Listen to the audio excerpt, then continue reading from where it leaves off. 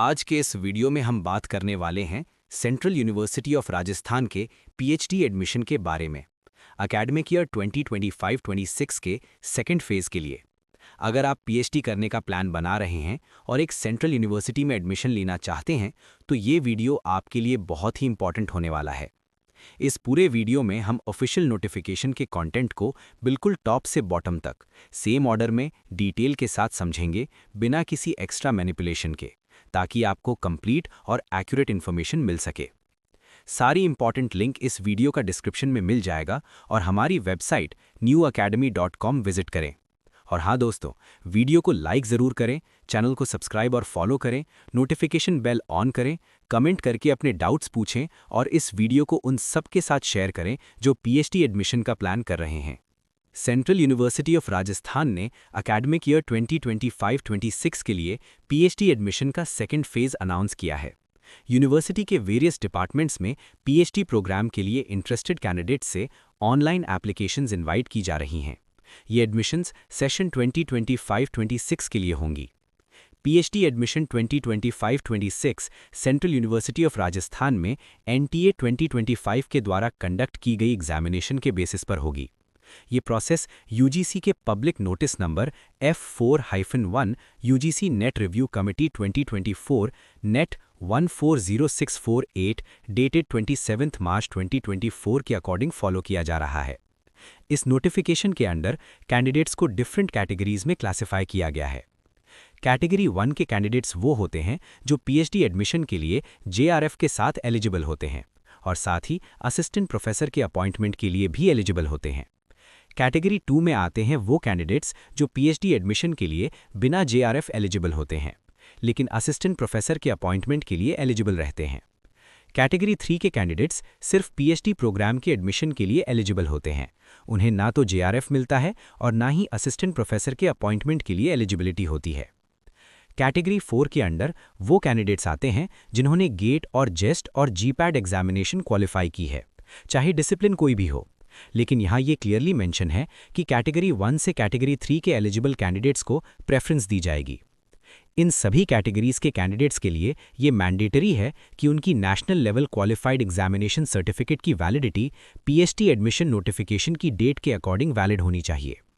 Minimum eligibility के लिए candidates को department specific eligibility criteria fulfil करना होगा, जो यूनिवर्सिटी की वेबसाइट पर अवेलेबल है। पीएचडी प्रोग्राम का सिलेक्शन यूजीसी रेगुलेशन 2022 के प्रोविजंस के अकॉर्डिंग होगा, जिसमें मिनिमम स्टैंडर्ड्स और procedures for award of the PhD degree mention है।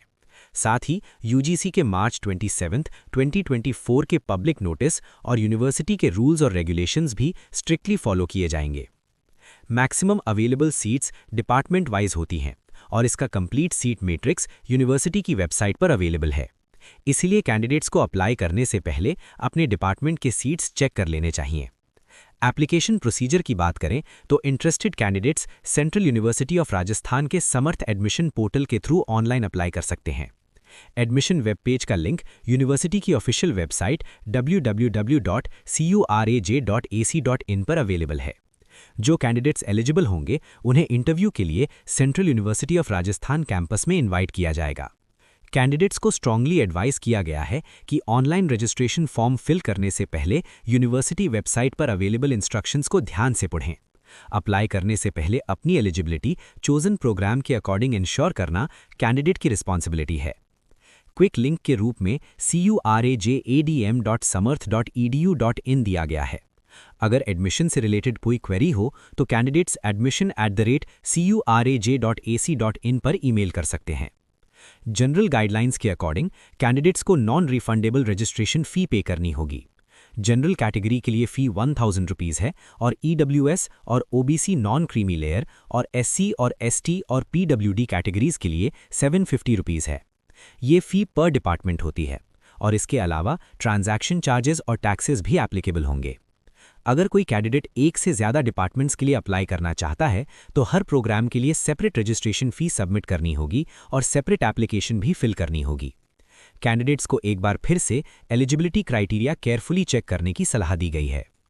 ऑनलाइन एप्लीकेशन फॉर्म भरते वक्त valid email ID, mobile number, Aadhaar number provide करना मैंडेटरी है और साथ ही रिक्वायर्ड डॉक्यूमेंट्स के रीडेबल सॉफ्ट कॉपीज अपलोड करनी होंगी। पार्ट टाइम पीएचडी के लिए भी क्लियर गाइडलाइंस दी गई हैं। जो कैंडिडेट्स वर्किंग प्रोफेशनल्स हैं और पार्ट टाइम पीएचडी के लिए अप्लाई कर रहे हैं, उन्हें अपनी रिस्पेक्टिव ऑर्गेनाइजेशन से स्पॉन्सर्ड होना जरूरी है। एलिजिबिलिटी क्राइटेरिया यूजीसी रेगुलेशन 2022 के क्लॉज नंबर 3 के अकॉर्डिंग होगी और एडमिशन प्रोसीजर क्लॉज नंबर 5 के अकॉर्डिंग फॉलो किया जाएगा। पार्ट टाइम पीएचडी कैंडिडेट्स को यूनिवर्सिटी की तरफ से किसी भी टाइप की फेलोशिप या स्पॉन्सरशिप नहीं मिलेगी। इन कैंडिडेट्स को अपनी ऑर्गेनाइजेशन से नो ऑब्जेक्शन सर्टिफिकेट सबमिट करना होगा, जो यूजीसी रेगुलेशन 2022 के क्लॉज नंबर 13 सब क्लॉज 2 के अंडर मेंशन्ड है। यूनिवर्सिटी किसी भी टेक्निकल ग्लिच या डिले के लिए रिस्पॉन्सिबल नहीं होगी, इसीलिए कैंडिडेट्स को लास्ट डेट का वेट किए बिना टाइम से पहले अप्लाई करने की एडवाइस दी गई है। सिर्फ ऑनलाइन एप्लीकेशंस एक्सेप्ट की जाएंगी, कोई ऑफलाइन फॉर्म एक्सेप्ट नहीं किया जाएगा। Regularly university website www.curaj.ac.in visit करने की भी सलाह दी गई है। एडमिशन प्रोसेस के इंस्ट्रक्शंस के मुताबिक कैंडिडेट्स के अपलोडेड डॉक्यूमेंट्स और इन्फॉर्मेशन के बेसिस पर एलिजिबिलिटी वेरीफाई की जाएगी। अगर वेरिफिकेशन के दौरान कोई डॉक्यूमेंट सैटिस्फैक्टरी नहीं पाया गया तो कैंडिडेचर तुरंत कैंसिल कर दी जाएगी। एलिजिबल और नॉन एलिजिबल कैंडिडेट्स की लिस्ट यूनिवर्सिटी वेबसाइट पर डिस्प्ले की जाएगी। अगर किसी कैंडिडेट को एलिजिबिलिटी लिस्ट से रिलेटेड कोई ग्रीवियंस हो तो वो admission@curaj.ac.in पर स्टिपुलेटेड डेट और टाइम के अंदर ईमेल के थ्रू सबमिट कर सकता है। ग्रीवियंसेस कंसिडर करने के बाद फाइनल एलिजिबल और नॉन एलिजिबल लिस्ट वेबसाइट पर पब्लिश की जाएगी। सभी एलिजिबल कैंडिडेट्स को नोटिफाइड डेट और टाइम पर ऑफलाइन मोड में इंटरव्यू और वाइवा वोसे के लिए अपीयर होना कंपलसरी होगा रिस्पेक्टिव डिपार्टमेंट्स में यूनिवर्सिटी कैंपस पर। ऑनलाइन इंटरव्यू के लिए कोई रिक्वेस्ट एक्सेप्ट नहीं की जाएगी। इंटरव्यू स्केड्यूल और गाइडलाइंस यूनिवर्सिटी वेबसाइट पर नोटिफाई की जाएंगी। अगर कोई कैंडिडेट इंटरव्यू और वाइवा वोसे के लिए अपीयर नहीं होता है तो उसकी पीएचडी एडमिशन कैंडिडेचर कंसिडर नहीं की जाएगी। Merit list government of India के रिजर्वेशन पॉलिसी के अकॉर्डिंग प्रिपेयर की जाएगी और ये मेरिट लिस्ट कैंडिडेट्स के मार्क्स के बेसिस पर होगी। प्रेफरेंस पहले कैटेगरी 1 से कैटेगरी 3 के एलिजिबल कैंडिडेट्स को दी जाएगी, उसके बाद गेट और जेस्ट और जीपैट या किसी और national level examination qualified candidates को कंसिडर किया जाएगा। सिलेक्टेड कैंडिडेट्स को प्रोविजनल एडमिशन ऑफर किया जाएगा और उनकी लिस्ट यूनिवर्सिटी वेबसाइट पर डिस्प्ले होगी। सिलेक्टेड कैंडिडेट्स को prescribed academic fees stipulated time के अंदर डिपॉजिट करनी होगी, जो यूनिवर्सिटी वेबसाइट पर अवेलेबल लिंक और इन्फॉर्मेशन के थ्रू होगी। अगर कोई कैंडिडेट टाइम पर फी डिपॉजिट नहीं करता तो उसका एडमिशन कैंसिल हो जाएगा और वेट लिस्टेड कैंडिडेट को मेरिट के ऑर्डर में प्रोविजनल एडमिशन ऑफर कर दिया जाएगा। फी नॉन डिपॉजिट, कैंसिलेशन या विड्रॉल के कारण जो वैकेंसीज क्रिएट होंगी उन्हें भी मेरिट के ऑर्डर में फिल किया जाएगा। यूनिवर्सिटी के पास ये राइट रिजर्व्ड है कि वो एडमिशन शेड्यूल या प्रोसेस में बिना प्रायर नोटिस के चेंजेस करे और एडमिशन प्रोसेस से रिलेटेड सभी मैटर्स में यूनिवर्सिटी का डिसीजन फाइनल और बाइंडिंग होगा। इंटरनेशनल एप्लीकेंट्स के लिए भी सेपरेट गाइडलाइंस दी गई हैं। सारे फॉरेन एप्लीकेंट्स को सिर्फ स्टडी इन इंडिया पोर्टल के थ्रू अप्लाई करना होगा, जिसका लिंक studyinIndia.gov.in है। एलिजिबिलिटी क्राइटेरिया फॉरेन एप्लीकेंट्स के लिए भी नेशनल एप्लीकेंट्स जैसा ही होगा, लेकिन उन्हें किसी नेशनल लेवल एग्जामिनेशन क्वालिफाई करने की रिक्वायरमेंट नहीं होगी। अगर ज़रूरत हो तो डिपार्टमेंट सब्जेक्ट और स्पेशलाइजेशन स्पेसिफिक एलिजिबिलिटी भी अप्लाई कर सकता है। एप्लीकेशन कंसर्न डिपार्टमेंट के साथ शेयर की जाएगी एलिजिबिलिटी इवैल्यूएशन के लिए। डिपार्टमेंट कैंडिडेट के रिसर्च इंटरेस्ट्स पर इंटरैक्शन भी कर सकता है और अवेलेबिलिटी असेस करेगा, जिसका कम्युनिकेशन इंटरनेशनल स्टूडेंट सेल और एडमिशन कमेटी को किया जाएगा। Office of international students eligibility confirm करके ऑफर लेटर और फी इंफॉर्मेशन एप्लीकेंट्स को कम्युनिकेट करेगा। कैंडिडेट्स को रिक्विजिट फी पे करके डिटेल्स इंटरनेशनल स्टूडेंट सेल को सेंड करनी होंगी। फी रिसीव होने के बाद ऑफिशियल एक्सेप्टेंस लेटर इशू किया जाएगा वीज़ा प्रोसेसिंग के लिए। ज्वाइनिंग के बाद अगर कैंडिडेट किसी स्कॉलरशिप प्रोग्राम के अंडर नहीं है तो वो यूनिवर्सिटी पीएचडी फेलोशिप के लिए अप्लाई कर सकता है। ऑर्डिनेंस 9 के सभी गाइडलाइंस इंटरनेशनल स्टूडेंट्स पर भी इक्वली एप्लीकेबल होंगी। फाइनली, नोटिफिकेशन के अकॉर्डिंग इंटरव्यू और वाइवा वोसे का टेंटेटिव शेड्यूल जनवरी 2026 के 3rd वीक में रखा गया है। Final schedule due course of time university website पर अपडेट कर दिया जाएगा। इंपॉर्टेंट डेट्स के अंदर सबसे पहले मेंशन है कमेंसमेंट ऑफ ऑनलाइन रजिस्ट्रेशन, जो स्टार्ट हो चुकी है 24 दिसंबर 2025 से। उसके बाद last date of online registration दी गई है, जो है 5 जनवरी 2026। अब हम सीट इनटेक डिटेल्स शुरू करते हैं। डॉक्यूमेंट के अकॉर्डिंग ये seat intake PhD admission 2025-26 second phase के लिए है, जिसमें यूनिवर्सिटी ने टोटल प्रोग्राम्स और उनके category wise seats clearly mention की हैं। सबसे पहले प्रोग्राम नंबर 1 है पीएचडी आर्किटेक्चर। इस प्रोग्राम में यूआर कैटेगरी के लिए 2 सीट्स हैं, ओबीसी के लिए 2 सीट्स, एससी के लिए 1 सीट, एसटी के लिए 0 सीट और ईडब्ल्यूएस के लिए 1 सीट दी गई है। इस तरह पीएचडी आर्किटेक्चर के लिए टोटल 6 सीट्स अवेलेबल हैं। Program number 2 PhD atmospheric science है। इसमें यूआर कैटेगरी के लिए 5 सीट्स, ओबीसी के लिए 4 सीट्स, एससी के लिए 2 सीट्स, एसटी के लिए 1 सीट और ईडब्ल्यूएस के लिए 1 सीट मेंशन की गई है, जिससे टोटल सीट्स 13 हो जाती हैं। प्रोग्राम नंबर 3 पीएचडी बायोकेमिस्ट्री है। इस प्रोग्राम में यूआर के लिए 1 सीट, ओबीसी के लिए 2 सीट्स, एससी के लिए 1 सीट, एसटी के लिए 0 सीट और ईडब्ल्यूएस के लिए 1 सीट है और टोटल 5 सीट्स अवेलेबल हैं। प्रोग्राम नंबर 4 पीएचडी बायोटेक्नोलॉजी है। इसमें यूआर के लिए 0 सीट, ओबीसी के लिए 1 सीट, एससी के लिए 0 सीट, एसटी के लिए 0 सीट और ईडब्ल्यूएस के लिए 0 सीट है और टोटल सिर्फ 1 सीट अवेलेबल है। प्रोग्राम नंबर 5 पीएचडी केमिस्ट्री है। इस प्रोग्राम के अंडर यूआर के लिए 2 सीट्स, ओबीसी के लिए 1 सीट, एससी के लिए 2 सीट्स, एसटी के लिए 1 सीट और ईडब्ल्यूएस के लिए 1 सीट दी गई है, जिससे टोटल 7 सीट्स होता है। प्रोग्राम नंबर 6 पीएचडी कॉमर्स है। इसमें यूआर के लिए 0 सीट, ओबीसी के लिए 1 सीट, एससी के लिए 0 सीट, एसटी के लिए 0 सीट और ईडब्ल्यूएस के लिए 0 सीट मेंशन है और टोटल 1 सीट अवेलेबल है। Program number 7 PhD computer science है। इस प्रोग्राम में यूआर कैटेगरी के लिए 8 सीट्स, ओबीसी के लिए 6 सीट्स, एससी के लिए 3 सीट्स, एसटी के लिए 2 सीट्स और ईडब्ल्यूएस के लिए 2 सीट्स अवेलेबल हैं, जिससे टोटल सीट्स 21 हो जाती हैं। Program number 8 PhD computer science and engineering है। इसमें यूआर के लिए 2 सीट्स, ओबीसी के लिए 5 सीट्स, एससी के लिए 3 सीट्स, एसटी के लिए 1 सीट और ईडब्ल्यूएस के लिए 2 सीट्स मेंशन की गई हैं और टोटल 13 सीट्स अवेलेबल हैं। Program number 9 PhD culture and media studies है। इस प्रोग्राम के लिए यूआर के लिए 1 सीट, ओबीसी के लिए 1 सीट, एससी के लिए 1 सीट, एसटी के लिए 1 सीट और ईडब्ल्यूएस के लिए 0 सीट है, जिससे टोटल 4 सीट्स बनती हैं। Program number 10 PhD data science and analytics है। इसमें यूआर के लिए 0 सीट, ओबीसी के लिए 4 सीट्स, एससी के लिए 2 सीट्स, एसटी के लिए 1 सीट और ईडब्ल्यूएस के लिए 2 सीट्स अवेलेबल हैं और टोटल 9 सीट्स मेंशन की गई हैं। Program number 11 PhD digital society है।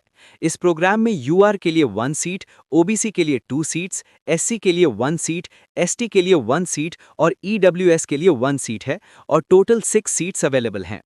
प्रोग्राम नंबर 12 पीएचडी इकोनॉमिक्स है। इसमें यूआर के लिए 0 सीट, ओबीसी के लिए 1 सीट, एससी के लिए 0 सीट, एसटी के लिए 0 सीट और ईडब्ल्यूएस के लिए 0 सीट है और टोटल सिर्फ 1 सीट अवेलेबल है। प्रोग्राम नंबर 13 पीएचडी एजुकेशन है। इस प्रोग्राम के अंडर यूआर के लिए 2 सीट्स, ओबीसी के लिए 4 सीट्स, एससी के लिए 2 सीट्स, एसटी के लिए 1 सीट और ईडब्ल्यूएस के लिए 0 सीट मेंशन है और टोटल 9 सीट्स अवेलेबल हैं। Program number 14 PhD electronics and communication engineering है। इसमें यूआर के लिए 4 सीट्स, ओबीसी के लिए 3 सीट्स, एससी के लिए 1 सीट, एसटी के लिए 1 सीट और ईडब्ल्यूएस के लिए 1 सीट दी गई है, जिससे टोटल 10 सीट्स हो जाती हैं। प्रोग्राम नंबर 15 पीएचडी इंग्लिश है। इस प्रोग्राम में यूआर के लिए 2 सीट्स, ओबीसी के लिए 0 सीट, एससी के लिए 0 सीट, एसटी के लिए 1 सीट और ईडब्ल्यूएस के लिए 0 सीट है और टोटल 3 सीट्स अवेलेबल हैं। Program number 16 PhD environmental science है। इसमें यूआर के लिए 2 सीट्स, ओबीसी के लिए 2 सीट्स, एससी के लिए 1 सीट, एसटी के लिए 1 सीट और ईडब्ल्यूएस के लिए 0 सीट है और टोटल 6 सीट्स अवेलेबल हैं। प्रोग्राम नंबर 17 पीएचडी लिंग्विस्टिक्स है। इस प्रोग्राम के लिए यूआर के लिए 1 सीट, ओबीसी के लिए 1 सीट, एससी के लिए 0 सीट, एसटी के लिए 1 सीट और ईडब्ल्यूएस के लिए 1 सीट है, जिससे टोटल 4 सीट्स बनती हैं। प्रोग्राम नंबर 18 पीएचडी मैनेजमेंट है। इसमें यूआर के लिए 0 सीट, ओबीसी के लिए 1 सीट, एससी के लिए 1 सीट, एसटी के लिए 0 सीट और ईडब्ल्यूएस के लिए 1 सीट है और टोटल 3 सीट्स अवेलेबल हैं। प्रोग्राम नंबर 19 पीएचडी मैथमेटिक्स है। इस प्रोग्राम के अंडर यूआर के लिए 5 सीट्स, ओबीसी के लिए 3 सीट्स, एससी के लिए 2 सीट्स, एसटी के लिए 1 सीट और ईडब्ल्यूएस के लिए 1 सीट मेंशन है और टोटल 12 सीट्स अवेलेबल हैं। प्रोग्राम नंबर 20 पीएचडी माइक्रोबायोलॉजी है। इसमें यूआर के लिए 1 सीट, ओबीसी के लिए 1 सीट, एससी के लिए 1 सीट, एसटी के लिए 0 सीट और ईडब्ल्यूएस के लिए 1 सीट दी गई है, जिससे टोटल 4 सीट्स होती हैं। प्रोग्राम नंबर 21 पीएचडी फार्मेसी है।